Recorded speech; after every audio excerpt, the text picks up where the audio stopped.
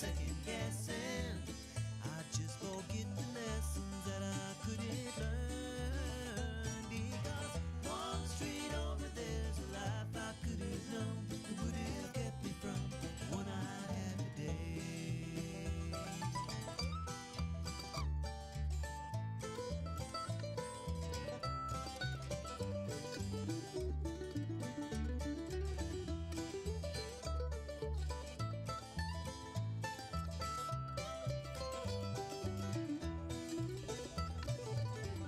Times gone by, I've traded black dirt into clay.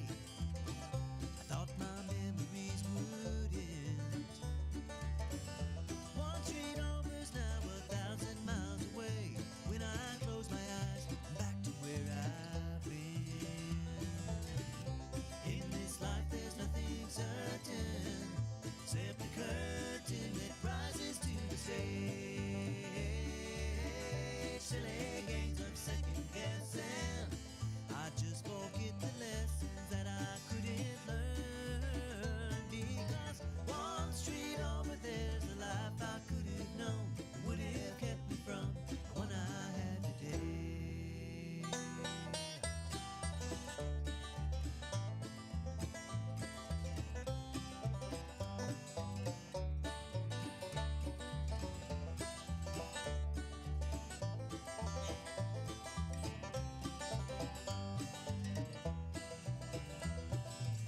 I took a walk one street over from my home, cracked and broken asphalt everywhere. I could have ended up just like that broken road, with a dead end in my path. Thank the Lord that I've got more than that. In this life there's nothing certain, except the curtain that rises to the stage.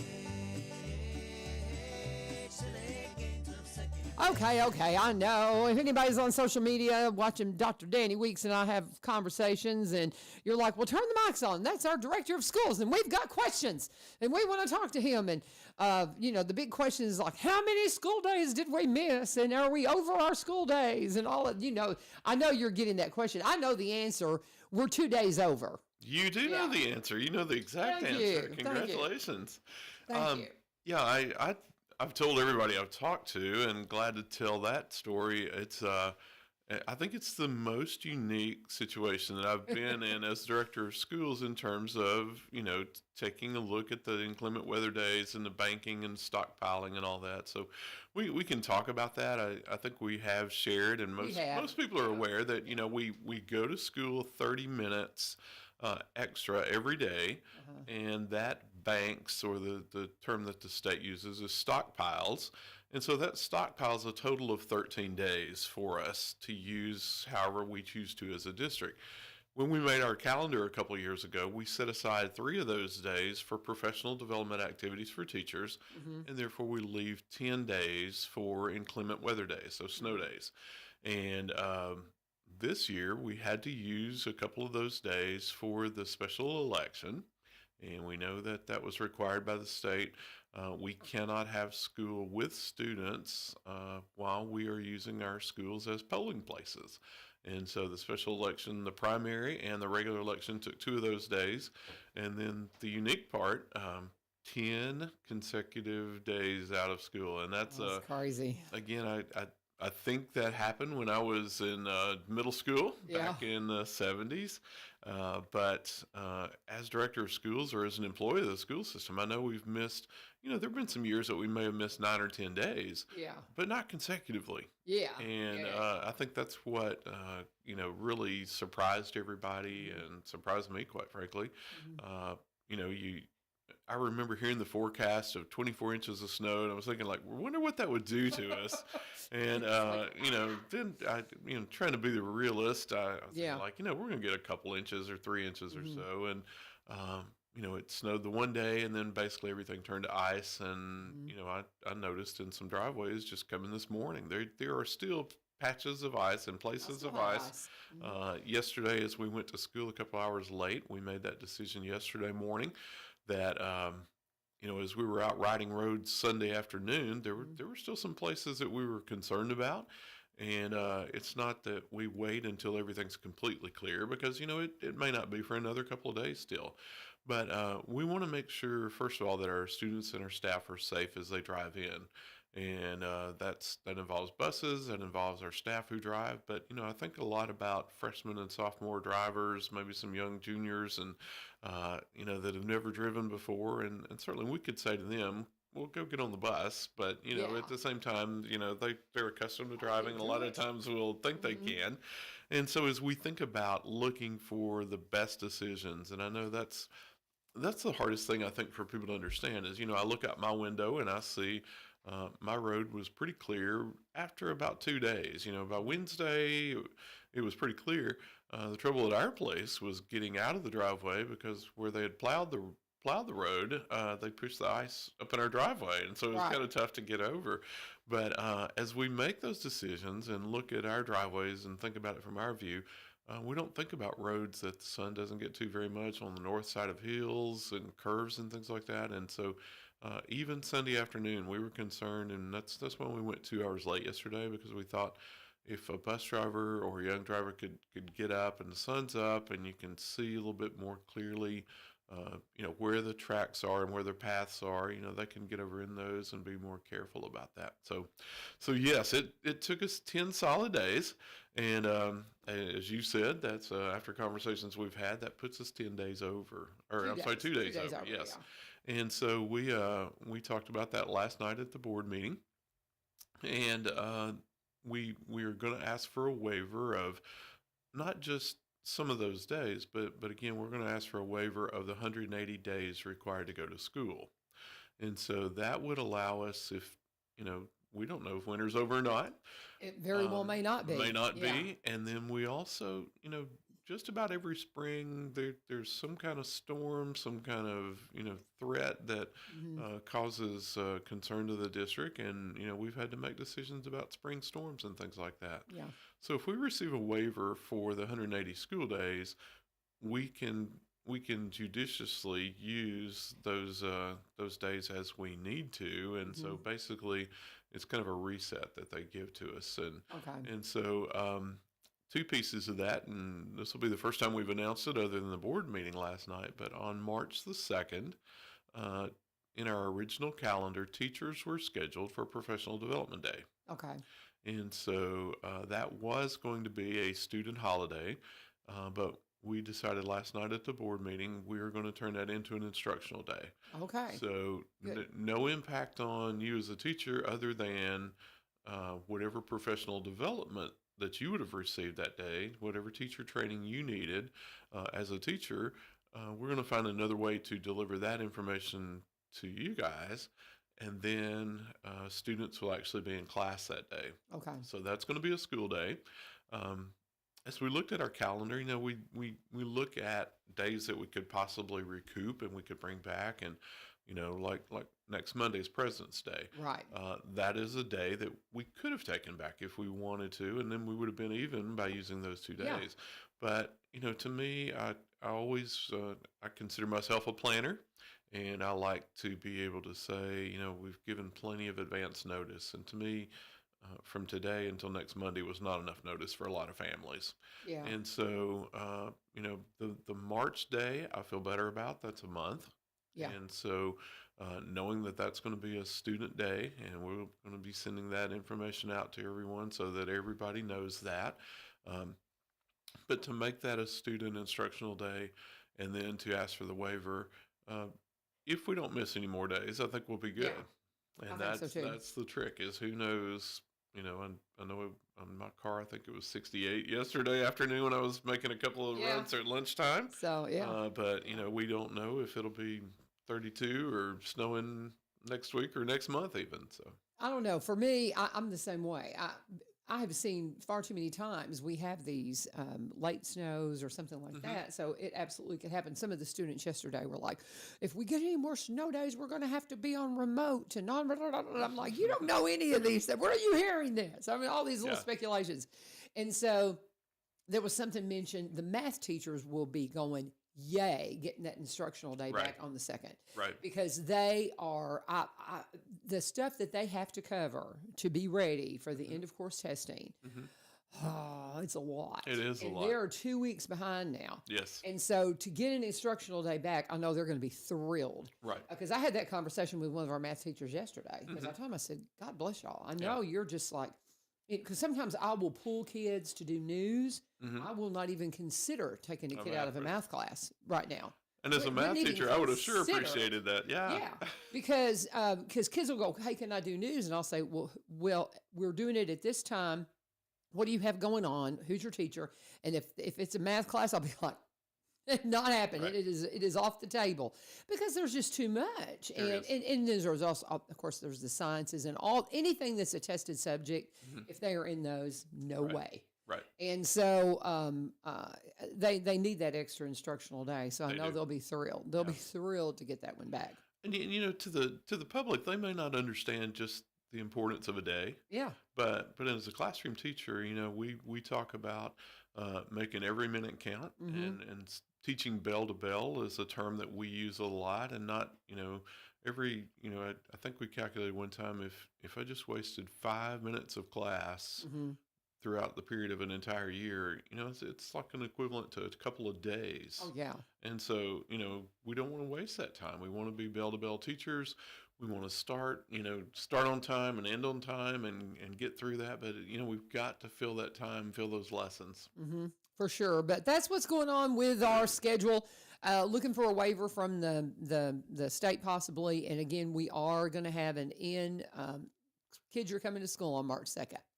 And I think that's an easy one to pull back because I can't begin to tell you how many times I'll say, hey guys, remember you're not coming to school Monday, it's teacher in service. And they'll be like, really? Yeah. Like they forgot. Right. President's Day, they don't forget. Exactly. They know that one. And God bless Miss Grimes. You need that Monday, don't you, darling?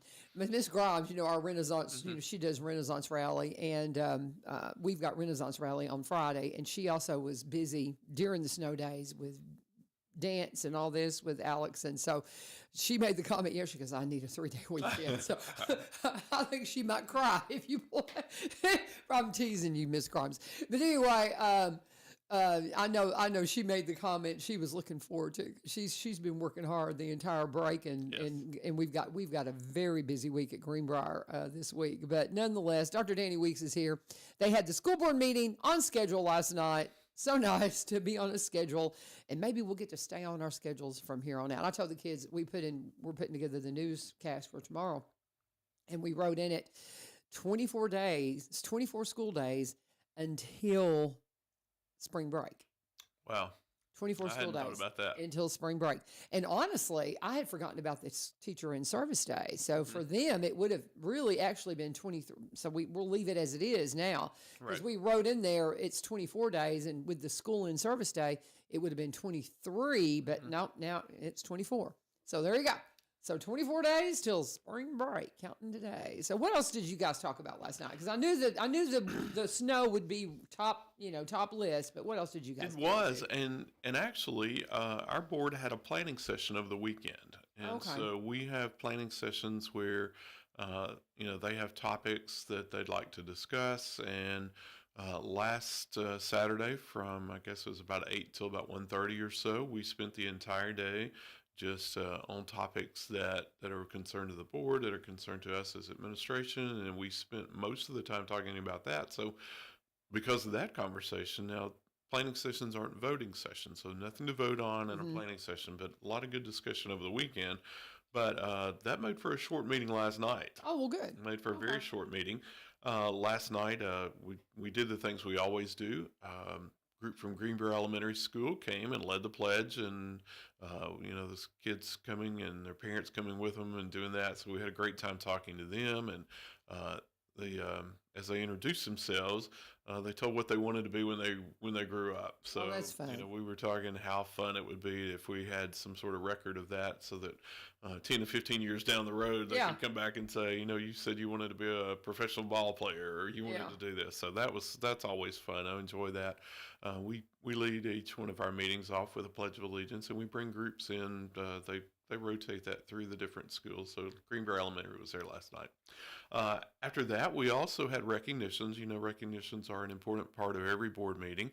And our ELL department, our English Language Learner department, brought to us a group of students that I believe they had 3 winners in each categories, like from grade 2 to 8 or something along those lines, where students whose native language is not English were participated in a writing contest in English. Oh, wow. And so Okay. these are the students who are coming to us and they're learning to write in English and doing that thing.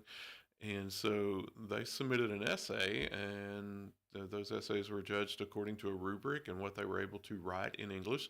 And so we spent a good portion of time. I think there were 12 or 14 winners of those contests who came last night and were recognized. And so that was a great time. That was our time of recognition last evening.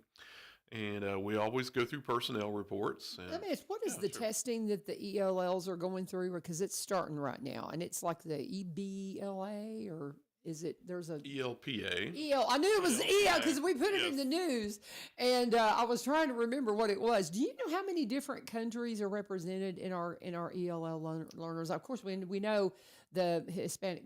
We have Yeah. a lot of Latin American, Latino kids, and we know we have some Ukraine and I wouldn't say North Korea. No, North Korea and Vietnam. Maybe. Do you know? I don't know countries. I know Okay. languages. Okay, what are the Because as languages? a student well, I don't know all of them. I know we have 20 plus Different languages, languages? in Robertson What? County schools. Yes, What? 20 plus. 20. Yes. Oh my And goodness. so and I think a lot of people assume that it's just Spanish that No, is yeah, our, yeah. our language. But again, as we teach, and that's something I'm sure you deal with on a Oh yeah. daily basis, is we don't teach in their native language; we teach in English, Yeah. and so that accommodation barrier. So they take their tests Mhm. in English after we've had an opportunity, and the state measures us on what success we're having in teaching English to these students. And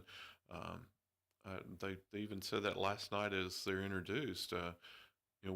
We used to call it English as a second language, ESL, but Yeah. we're finding out that English is sometimes their second or third, maybe even fourth language Oh that yeah. they're Yeah, speaking yeah, as yeah. they come to us.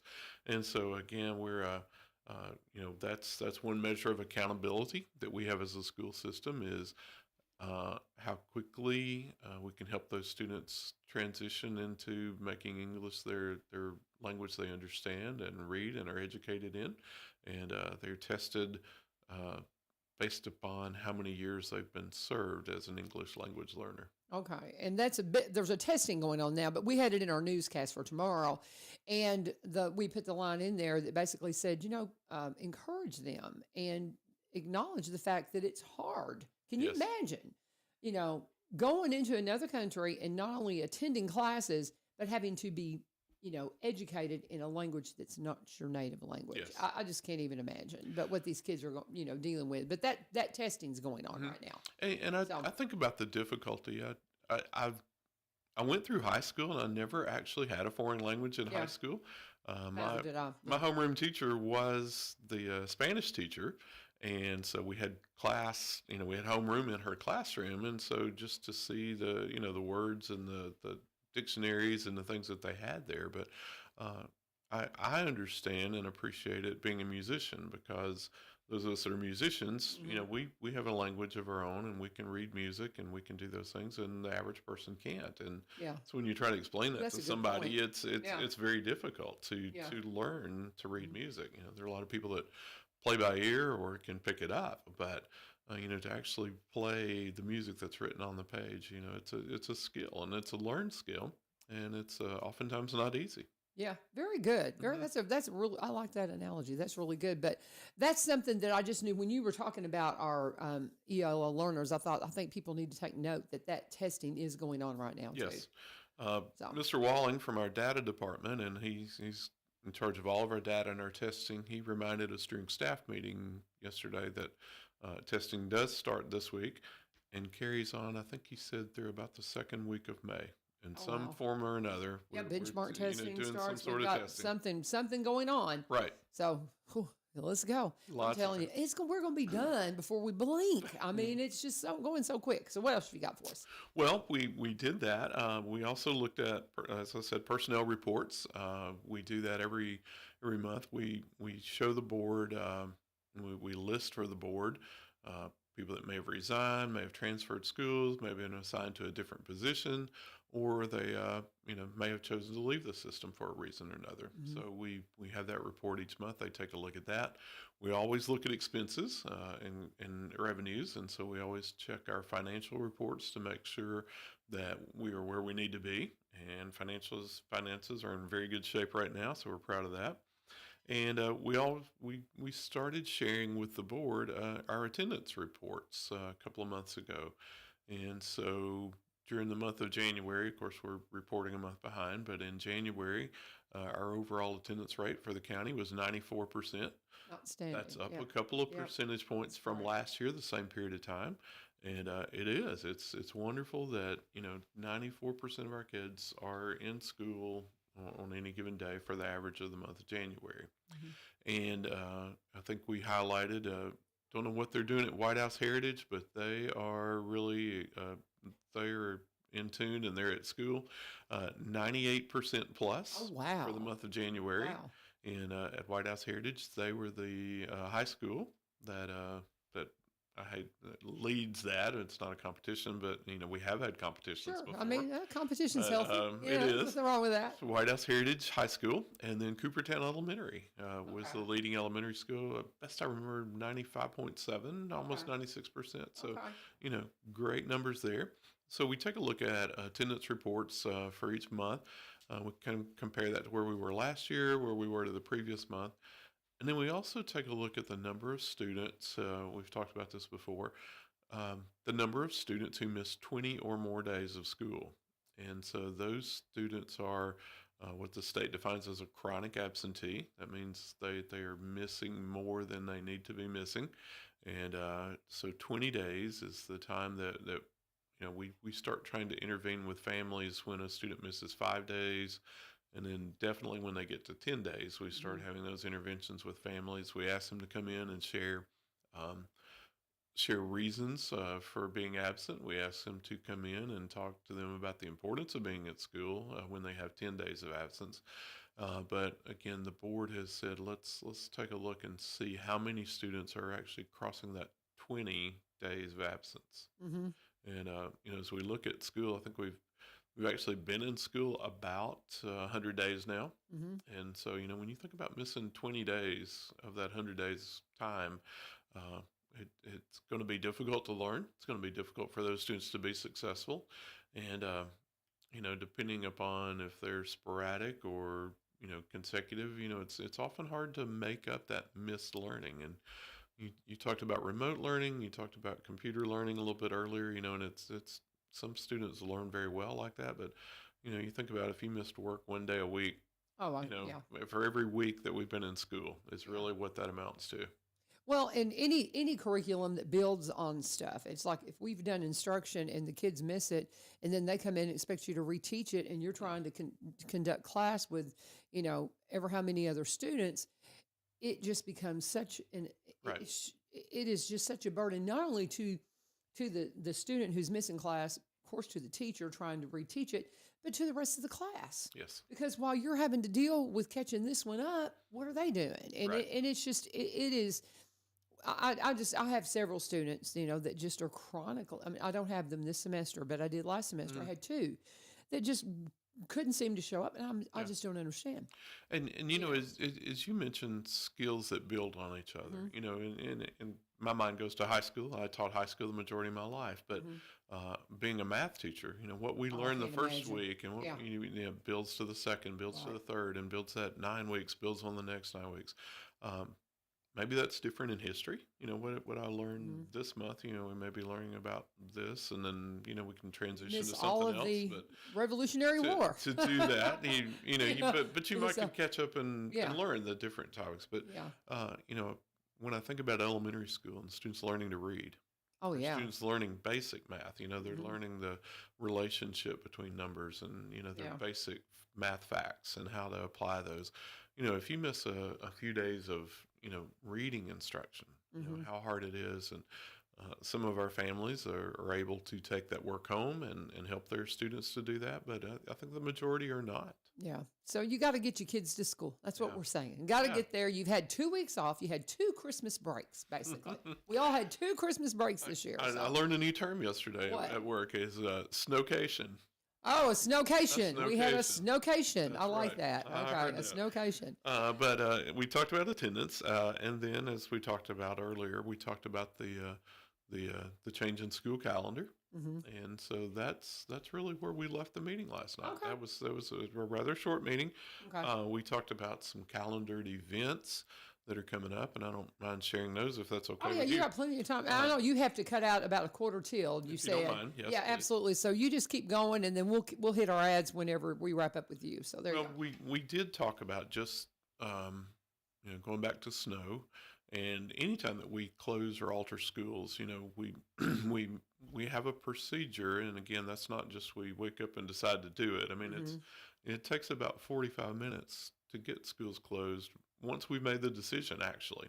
Yeah. And so I did state that this time period has been very easy to make that decision. You look out and there's no way we can Yeah. go to school because of where the roads are. But in a normal time, we often talk to the sheriff's department. We may talk to some city police departments, highway department if that's necessary. Always talk to my transportation supervisor who talks to his bus drivers and knows where the hot spots may be. And so we try to get that information out as quickly as possible. And, during a normal year, usually those decisions are made about 3 or 4 in the afternoon. And so I guess we've all kind of been a little spoiled this time because, Mhm. we've often made decisions by 10 or 11 in the morning for the next day. And Mhm. sometimes we've even announced 2 or 3 days off at a time. And I just would remind everyone that, in a normal time when we have to make decisions, it's usually late afternoon, early evening before those announcements are made. And again, so that they can have as much time to plan and to think about where their students are going to go, what daycares are available, where we can Mhm. carry kids. Um, but also, sometimes people have the tendency to want to call the offices or want to call the school office and say, "Are we going to school or not?" And we've assured everybody that schools don't know anything before the announcements are made. The method that we do that, and so would remind everybody we start off with a Twitter announcement. It goes out on X or Twitter, and that's the first place that it's announced. That's the easiest way to get it out. Just a quick blurb: schools are closed, schools are open. And I'm sorry, I don't say when schools are Yeah, open. yeah, We yeah. always assume they're open unless Right. otherwise. But that's the first place it goes. And then the second place is all of our local news stations. So we send a message to the media here, our newspapers. It hits our website, and so those are the next places. Then we start going through the process of our television stations, 2, 4, 5, and 17. Just do them in that order. That's Mhm. easy for me to think through that. But we have to go into the computer. There codes and passwords, and Sure. it's a detailed process of getting in there and clicking the details of your closing or delays or whatever that means. And then last thing we do is we prepare our school messenger. So through Power School, everybody that has a Power School account gets a personal phone call that provides that message to them. Right. Right. And we get that phone call. We recognize the number, and Yeah. and so you grab it and like, okay, what's the story? Right. Uh-huh. And so, that's it's we don't give the information out over the telephone like, well, is school closed tomorrow? Well, we have a process and we have that Mhm. procedure, and so that's the process that it goes through. So, calling a school and saying, "Are you going to be open tomorrow?" Is really it's out of place. It's Right. really not the place to call.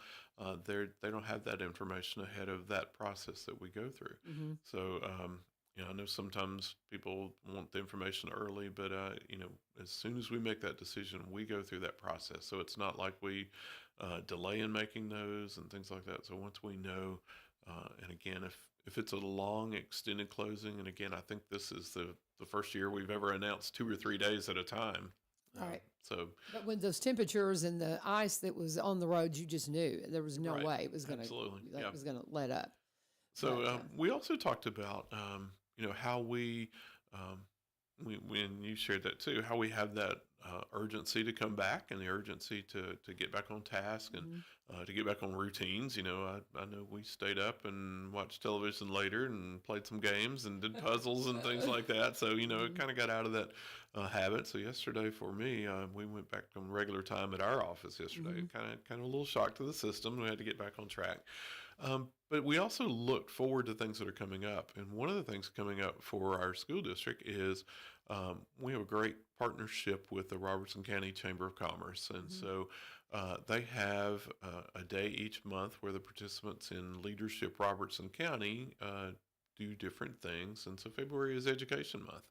And so on February 18th, we're going to be hosting Education Day with the school system. And so a group will come, they'll meet our staff at central office, then they'll get on a bus and they'll go.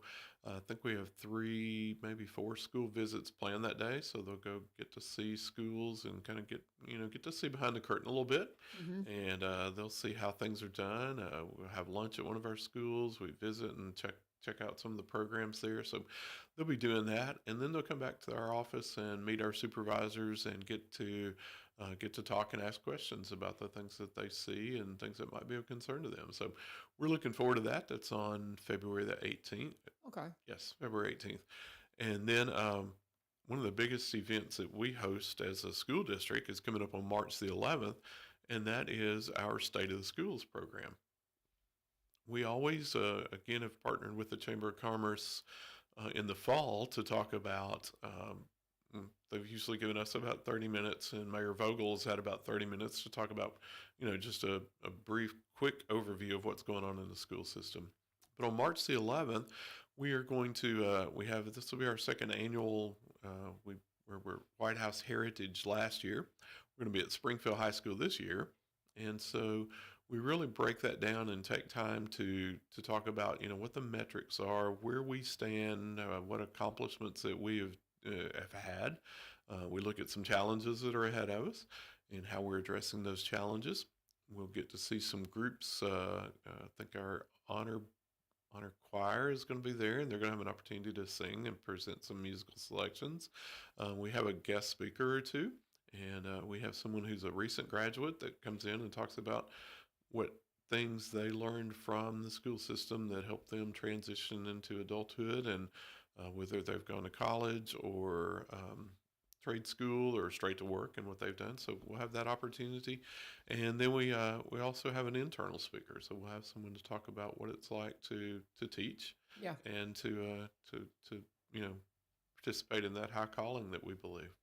So we're looking forward to that. Very cool. March the 11th, it's a morning event, and we'll have breakfast, light breakfast that morning, and then go through our program, usually about an hour and a half or so. Well, you mentioned the chamber, and I was trying to find the change. They do a job shadowing, and that's something that had been coming up pretty quickly, but I think they've pushed that off a little bit for the kiddos, and I'm not sure, because I know they do it in all the different high schools, so that's one thing to kind of look at. It's another thing the chamber puts together. They're just so great about what they bring to the table for the kiddos, but I know that you might want to look at that if you've been planning on the job shadowing. I can't remember the changes, but that's something that I think got moved. So when you started mentioning the as chamber, a lot of things did. Yeah, you mentioned the chamber, and I thought, oh, job shadowing, but that's different for each school. Yes. So anyway, but you kind of keep that in mind if you had some plans for job shadowing. They're going to have to kind of readjust that because of the snow. Well, and you talked about adjustments. We don't per se keep up with every school's athletic calendars because those change daily, and so, but we do have, we want parents to know, and grandparents and everybody else that's a supporter of our school athletic programs to, a lot of those school programs have been changed and altered. I think I saw yesterday a couple of announcements about freshman orientation, new student orientations and open houses there for the coming up. So make sure, and those are appropriate phone calls to make if you can't find that information online. So call your school and find out, even if you're checking on a ball game, did our basketball games get rescheduled, and I know it's not long before a lot of our spring sports are starting up as well. Well, they started soccer practice started this week. I know they were after school practicing, and then baseball. They're starting. We're doing scrimmage next week. Okay. So, but yeah, and it was really funny because last week they ended up having, because we missed our coming home celebration that got snowed out, and so they had it on a Tuesday. Just all of a sudden, it was like, oh, it's here. And then my husband and I, we were coming through after church last week, and I had to stop at school to get something. I don't even know what it was. And I pulled in. There was people they were all packed, and they were making up a game for basketball against Springfield. So you've just got to pay attention to your school calendar, because there's a lot of things that have gotten rescheduled. Our prep night, we have our Greenbrier High School prep night was supposed to be last Thursday. So it's been moved to this coming Tuesday. So, those kinds of things, you've got to pay attention to it, because things you had originally on your calendar from a couple of weeks ago got jumbled up. Right. So, but that's okay. We'll get them all in. It's just we've got to reschedule them. So, but anything else that you've got before we wrap up our time together? Well, again, those are just going back a little bit to our planning session that we had over the weekend. Again, we shared with the board. We had an awful good conversation about long-term facility planning and facility needs and things. So we took a look at maintenance projects that are on there, the bigger maintenance projects and the things that need to be taken care of. We talked about, again, there's been an awful lot of conversation about new schools. And so continuing to look and plan for a long-term plan, a 5-year plan for, where do we need space and where do we need some renovations and where do we need additions. And so just having some good general conversation about that and what that process looks like and how to obtain funding for those buildings. Did you talk much about damage from the ice? Because I know the maintenance guys were, bless their hearts, they came to me first thing yesterday morning because we had a bunch of ceiling tile. We had a leak in my classroom, and we thought it had gotten some computers wet. The computers are fine. They were, we had we lost some keyboards, but nothing major. We're gonna have to clean the carpet and things like that. But they came in and replaced the ceiling tile, and they were telling me, we were talking about the different things where you had these ice dams that cause these leaks and things like that. And we lost a tower, a cooling tower, or not I don't think cooling tower is the right word. It is the right word, is it actually. It was at White House Heritage, yes. right? And oh my goodness. That's one of the places that the electricity, we only lost electricity in 2 buildings. Right. One was, Watauga was out for a little while, but White House Heritage was out for a pretty extended period of time. And the cooling towers are what provides heating and air conditioning for our buildings. And so with the power being out and temperature being very low for several days in a row, those are water-cooled towers, and so they provide HVAC services to our schools. And so we believe it's taking care of the heating needs that we have. Yeah. We're not sure it would provide air conditioning. So, again, we're going to need that before long. Replaced, and so I mean, but we're insured. I mean, that's what insurance is for. Because I mean, that was a big conversation whenever we were looking at the computers that had gotten wet in my room. We may have to make an insurance claim if the computer, those types of things. Right. And so schools are insured just like your homes are insured. So that's what that's for. And it's relatively easy to go out and buy some keyboards. Oh, keyboard. That's ours is not a big issue at all. I think the last time we did a cooling tower, it took about 6 months. Oh, yeah. So, I was going to say, that's not a short process. They don't just keep those on the shelf somewhere. Yeah, exactly. So that's a big process. And does that knock the heat out in the entire building right now? Or air conditioner, it will. It will. Yes. So, boy. Heaters are working. The heaters are working, but it must be the AC that's going to be out. Wow. Okay, guys. They're going, come on, it's going to get hot soon, but be a mild spring maybe. Yeah, hopefully it'll be, it won't be too bad. But we did have some things like that happened that will have to be considered over the next little bit. You talked about, I think, I've seen several canopies because of the weight of the ice on them, pressured the canopy to come down. And so we've lost a couple of canopies.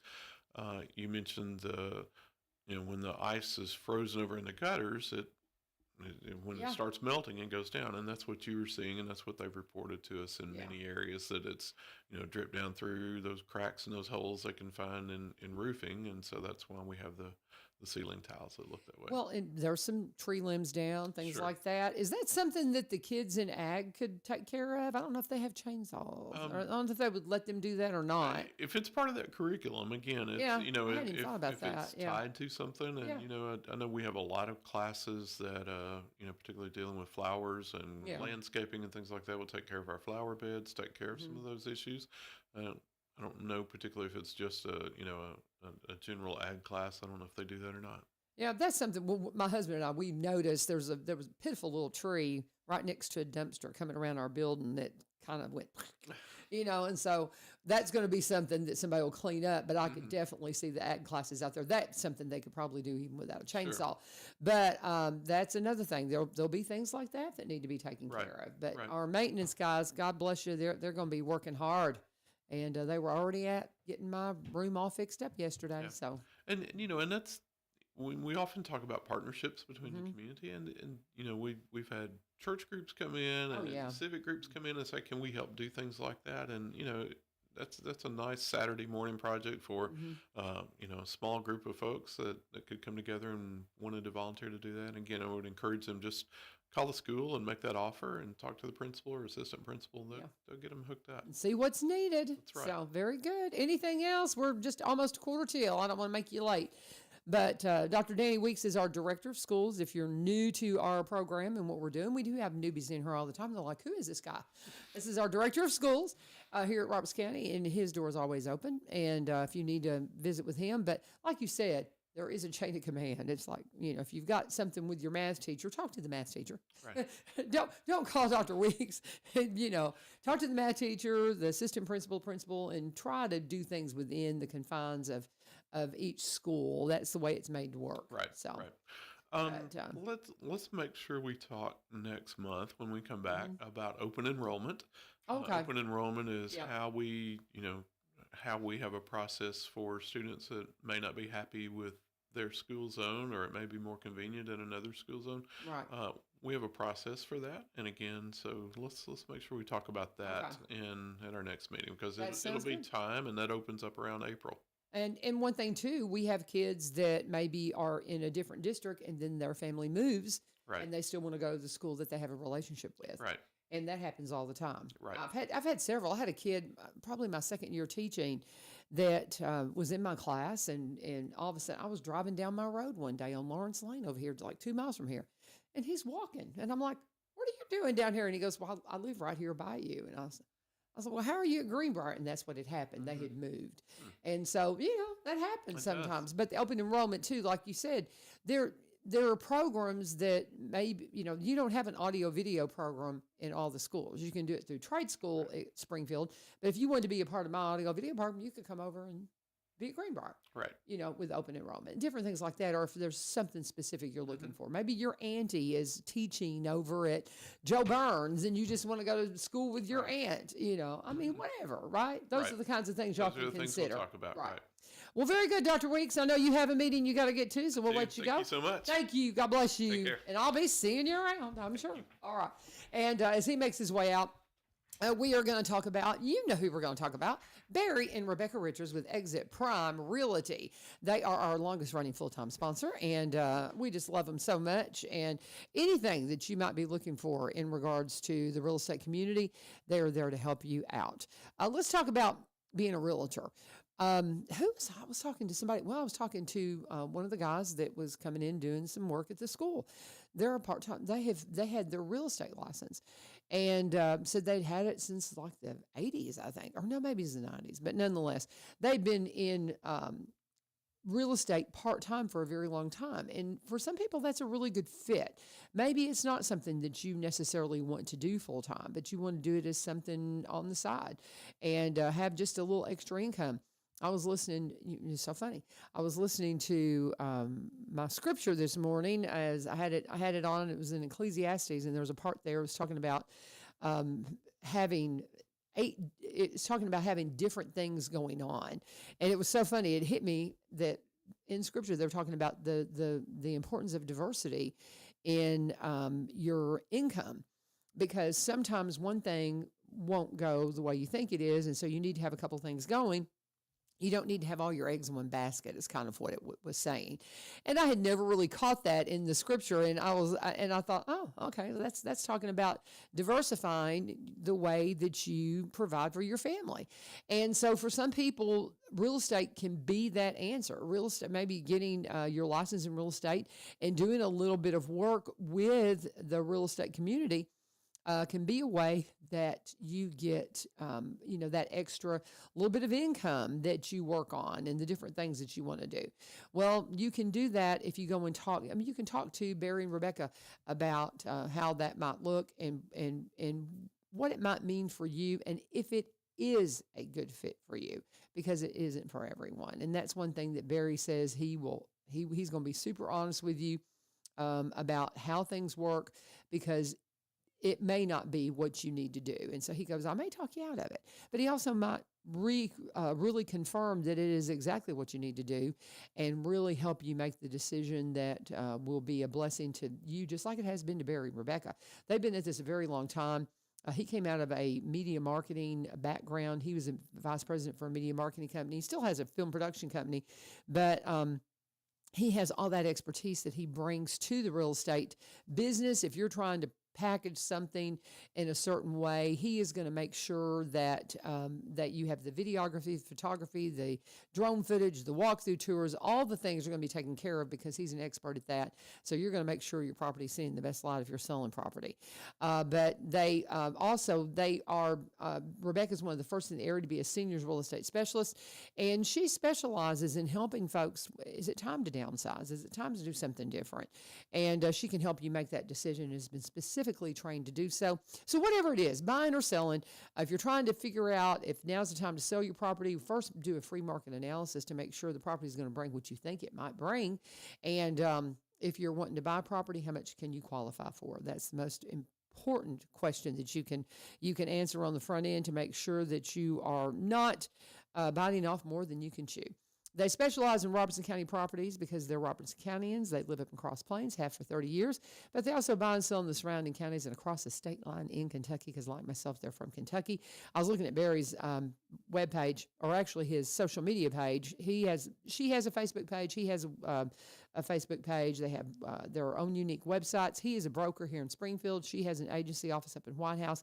But together they bring you Exit Prime Realty. But he has got this beautiful picture up around Old Hickory Lake, saying that they've got a listing coming up really soon at Old Hickory Lake that you're going to be able to look at. And then I almost laughed when I first pulled this up.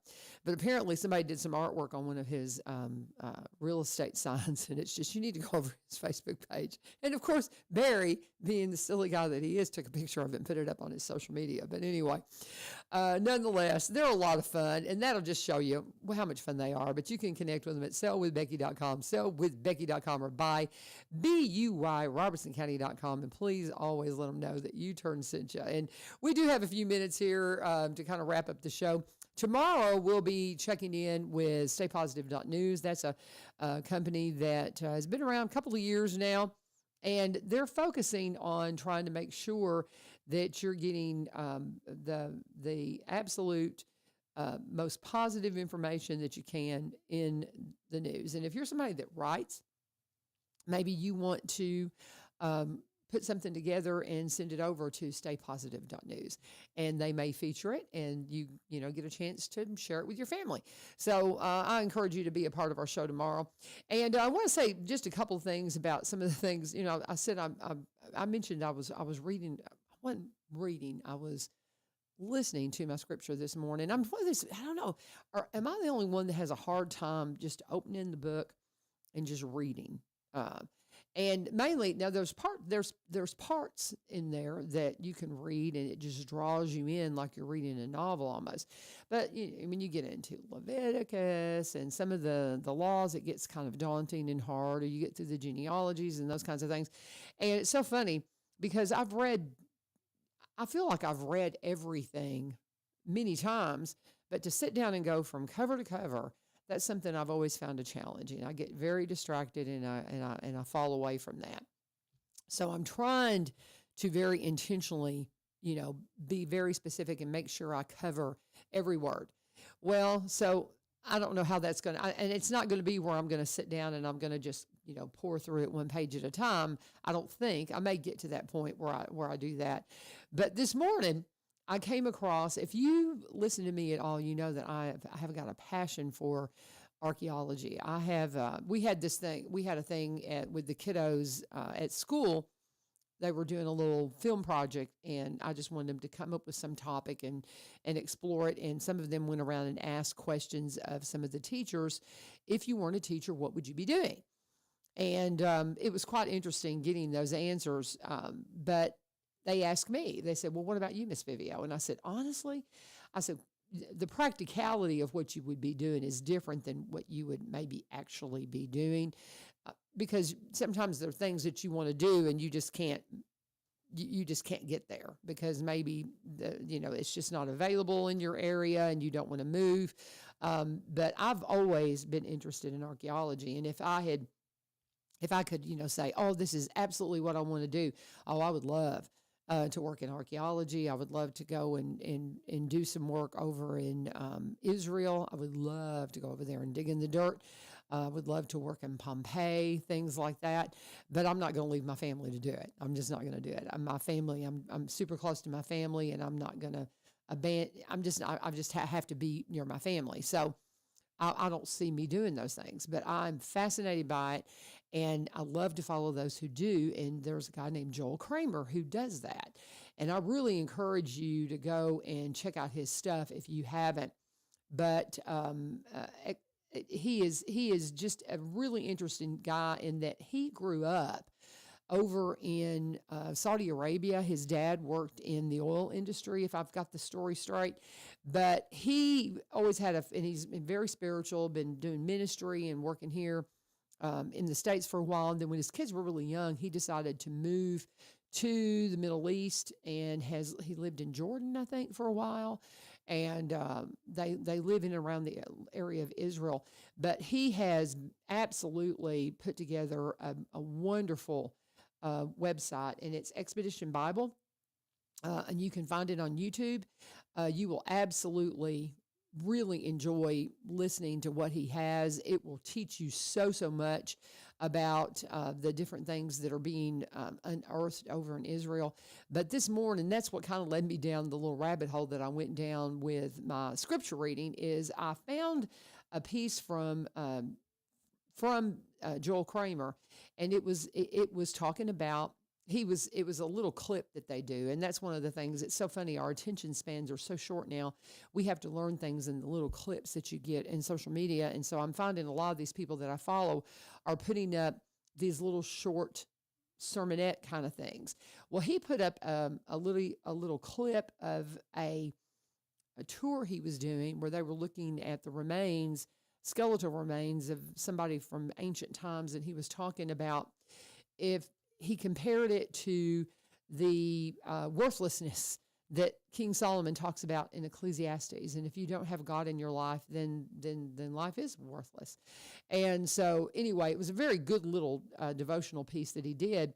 And because he, talked about Ecclesiastes, I was like, okay, so I'm going to look at Ecclesiastes today. So I was listening to it, and it was just so interesting, the scripture that I read over and over and over that I had forgotten were in that book of Ecclesiastes. And so I don't know. I'm just sharing all that to say, don't stop studying this stuff, guys, because the more you study, the more it just peels back the layers and you learn new stuff all the time. But if you've not discovered some of the things that they're unearthing in Israel, man, if you've got the wherewithal and the means to go, go. I would in a heartbeat. I would in an absolute instant, because it is fascinating. They have opened the Pilgrimage Road, if you're not aware of that. Daron Spielberg, he put out a book called I think When the Stones Speak is his book. But he was a young man that grew up in Michigan. His family is of Jewish backgrounds. He's a Jewish young person, and he goes and he travels to Israel and falls in love with the country, ends up immigrating to Israel and serving in the army there. And he is just an amazing man, because he ended up working at the city of David with Davidala, he talks about, who was the person who kind of rebirthed that entire project where they were digging up and trying to bring the city of David to life and show people that, yes, King David was real. And here is his palace, and there's so much stuff there. But because of all of that work, they have, they've got this incredible excavation in the city of David now, and they have the Pilgrimage Road which they have uncovered, and they opened just this summer. I ask a lot of people that have gone to Israel, I said, did you check out the Pilgrimage Road? And they don't seem to know what I'm talking about. And man, if you're going, be sure and go to the Pilgrimage Road and get a really good tour guide to tell you about all the little details of that.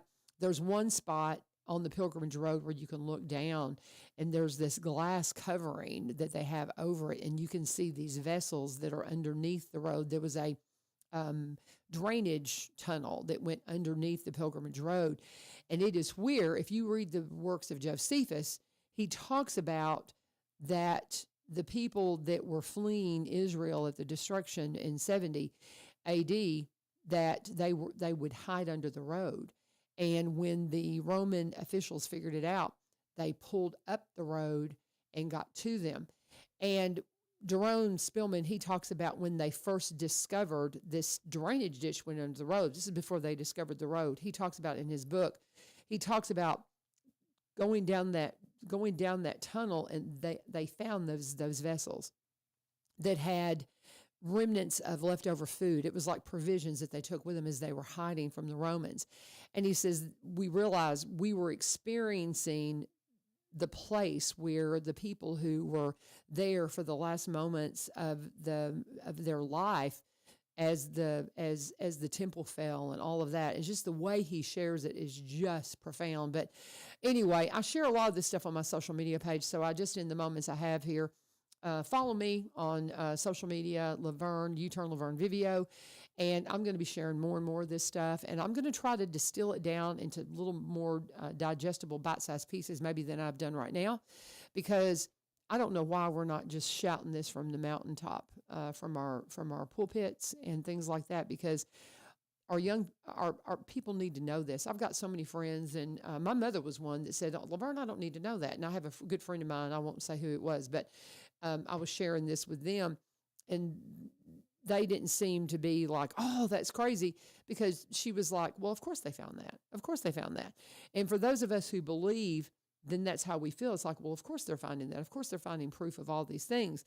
But for so many people in the world that have never spent any time in a congregation with people who are people of faith, who have taught them the words of Scripture from the moment they were born to, throughout their entire lives, that are just discovering it, they need to be able to answer the world when they say, oh, it's just a myth, it's just this. The things that they're finding in Israel, guys, that are straight from the Word, straight from Scripture, that just, without a doubt, proves that the things that we're reading through Scripture are absolutely ordained. They've been protected divinely. It is just absolutely breathtaking. So I encourage you to follow us, follow, of course, WSGI. Follow me, LaVern Vivio, because as we share the show every day, I shared the thing with Joel Kramer this morning. I shared some stuff too. I shared a really cool clip from Tim Tebow about John 3:16. If you've never heard that, go and watch that. I guess maybe on the heels of the Super Bowl, I wanted to share that because that's just such a great story. But nonetheless, I try to share only things that are going to be uplifting. I stay out of the political realm anymore. I'm just out. That's not God's calling on my life. But kind of like in the same suit as staypositive.news, I'm going to try to share things that are going to embolden your faith, help you, and encourage you as we just absolutely live in the world, and we face the battle that's not against flesh and blood. And we got to make sure we got our full armor on, right? Anyway, I don't know.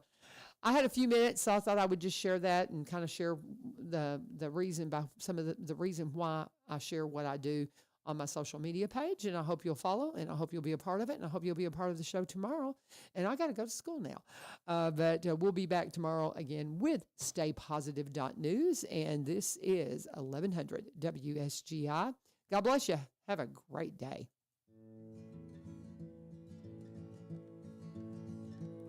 To Canaan's land, I'm on my way, where the soul of man never dies. My darkest night